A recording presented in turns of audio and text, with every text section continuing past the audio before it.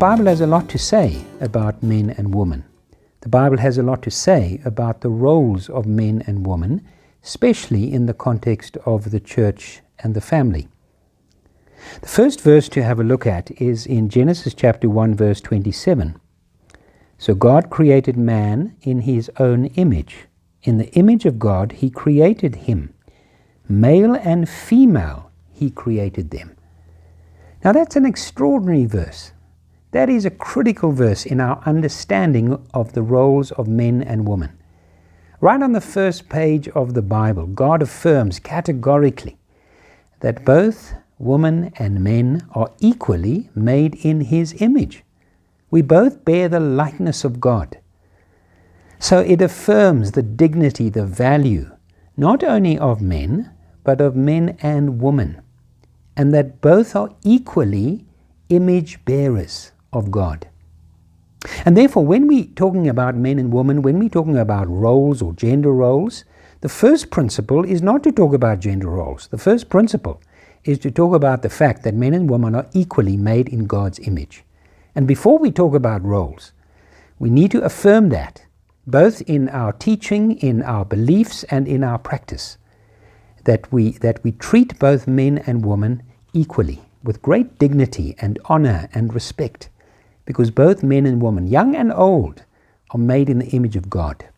The Bible then states that God has given different roles to men and women, particularly in the church and in marriage. But let's just talk about marriage. Let's just talk about the family. God said in Genesis 2 verse 18 that it's not good for man to be alone. And so God made a helper suitable for him. And God said that they shall be one flesh. Right there in the creation narrative, in the creation story, Genesis chapter 2, you have the first marriage. And in that marriage you have two people, one man and one woman. They both are equally made in the image of God. And God gives Adam the responsibility of leading his wife and his family. It's stated here before the fall, before Genesis 3. In 1 Corinthians chapter 7, Paul gives a wonderful passage on singleness and marriage. And he really goes against the culture of his day. When speaking about marriage, he says here, 1 Corinthians 7 verse 3, the husband should give to his wife her conjugal rights, and likewise the wife to her husband. For the wife does not have authority over her own body, but the husband does. Likewise, the husband does not have authority over his own body, but the wife does. Now, the great shock in that culture would not have been that Paul says that the husband has authority over his wife's body. That would not have been the shock at all. That was the norm.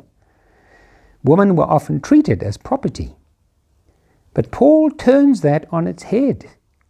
And he says quite clearly, just as a man has authority over his wife's body, so she has equal authority over his body.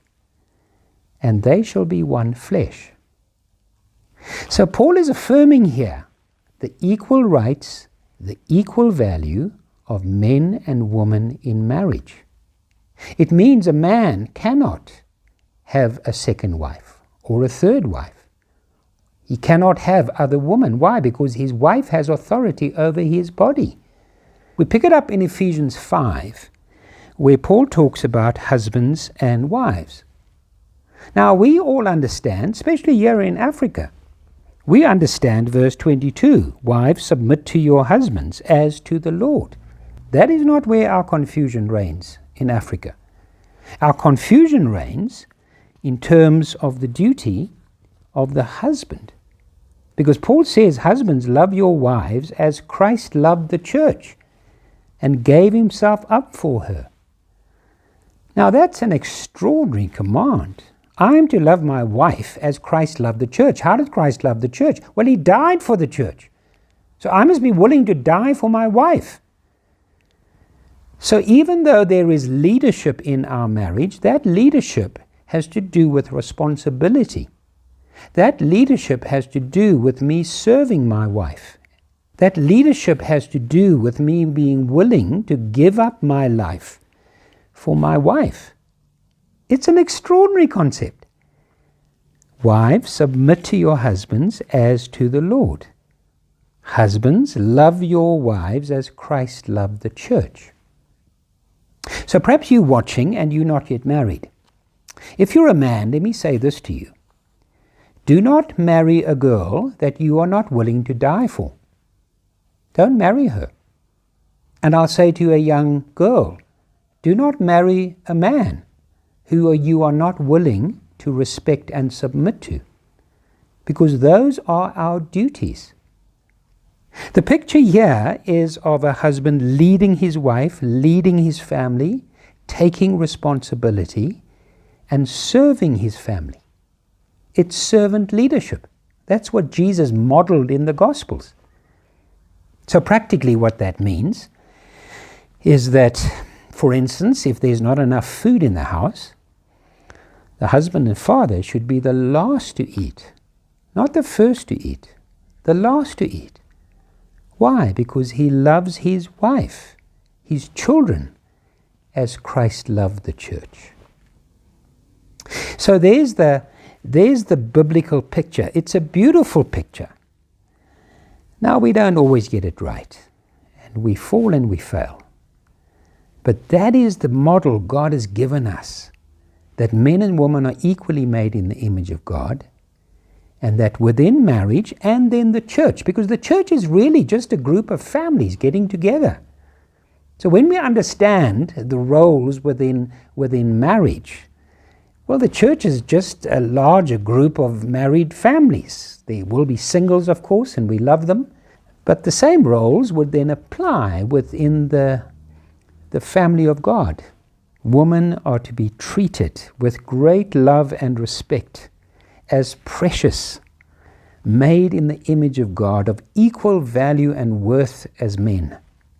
And within marriage, which is a wonderful picture of Christ and the church, his bride, we are to be a picture of that, where the husband leads his family and his wife and exercises servant leadership, as together they build a Christian home which should be a witness of the gospel.